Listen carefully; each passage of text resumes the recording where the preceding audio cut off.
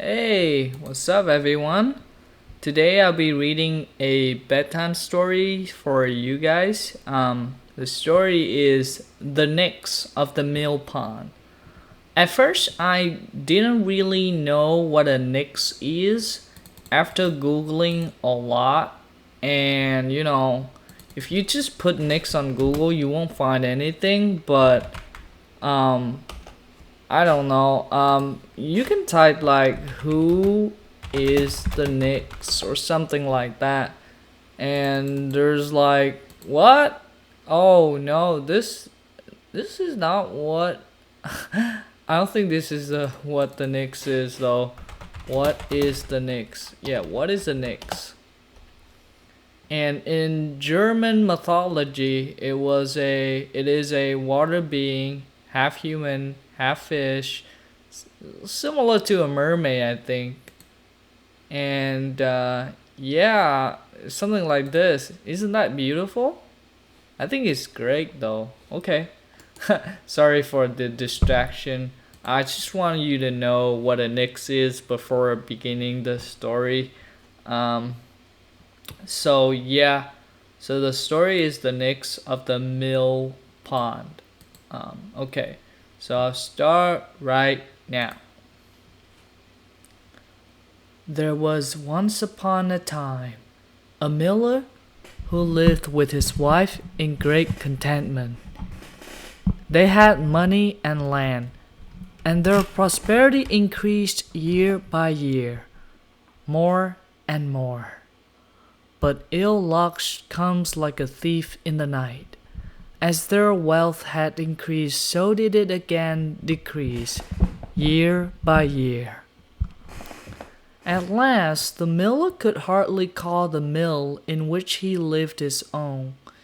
He was in great distress, and when he lay down after his day's work, found no rest, but full of care, tossed about in his bed. One morning, he rose before daybreak and went out into the open air, thinking that perhaps there his heart might become lighter. As he was stepping over the mill dam, the first sunbeam was just breaking forth, and he heard a rippling sound in the pond. He turned round and perceived a beautiful woman rising slowly out of the water. Her long hair, which she was holding off her shoulders with her soft hands, fell down on both sides and covered her white body.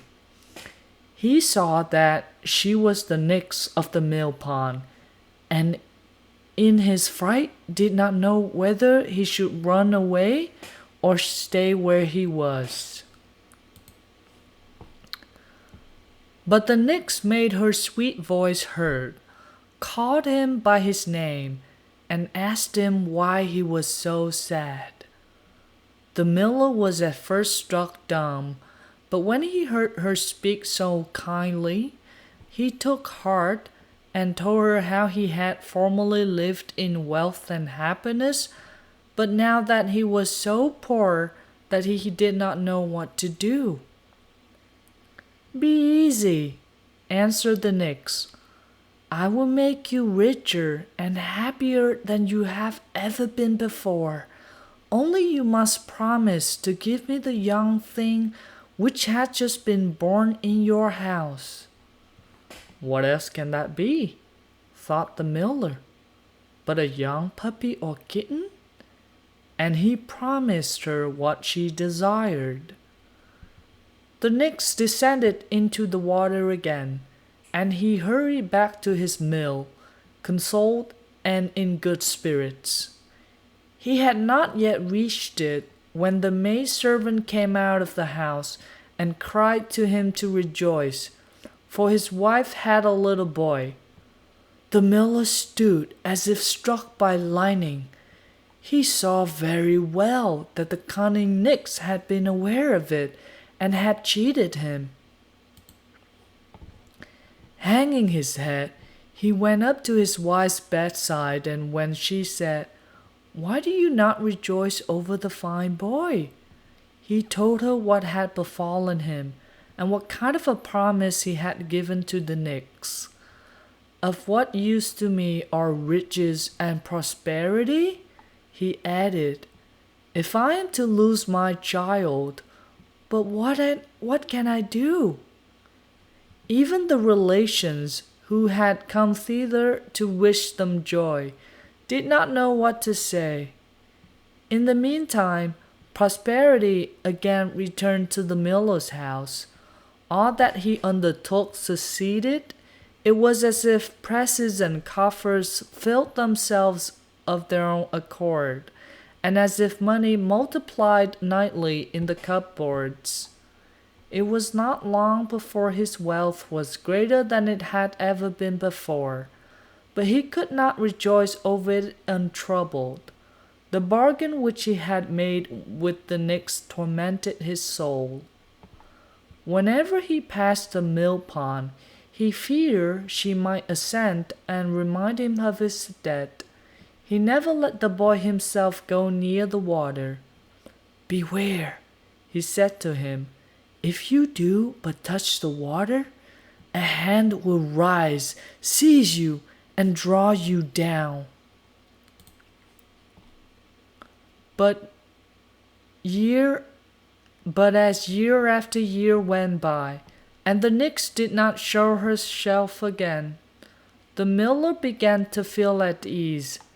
The boy grew up to be youth and was apprenticed to a huntsman.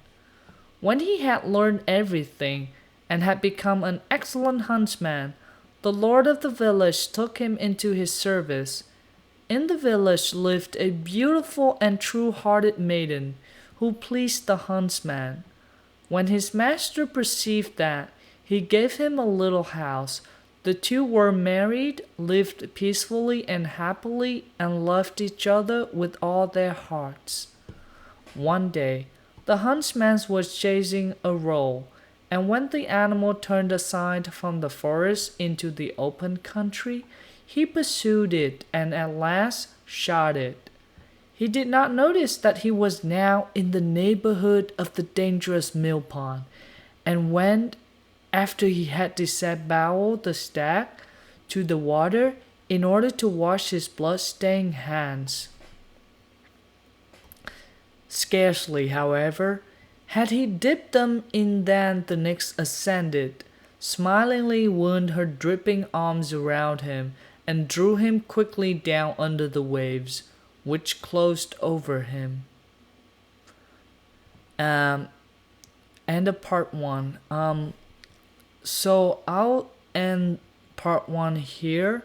I'll continue to read part 2 and the later parts in other videos, since this is not a very short story.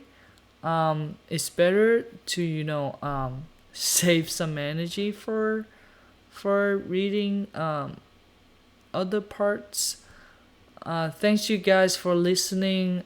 I'll see you guys in the next videos where I read part 2, 3, or probably 4th of this wonderful story. I think it is a very cool story because I'm very curious to know what the end of this story is gonna be like. Hope you enjoy it, and goodbye.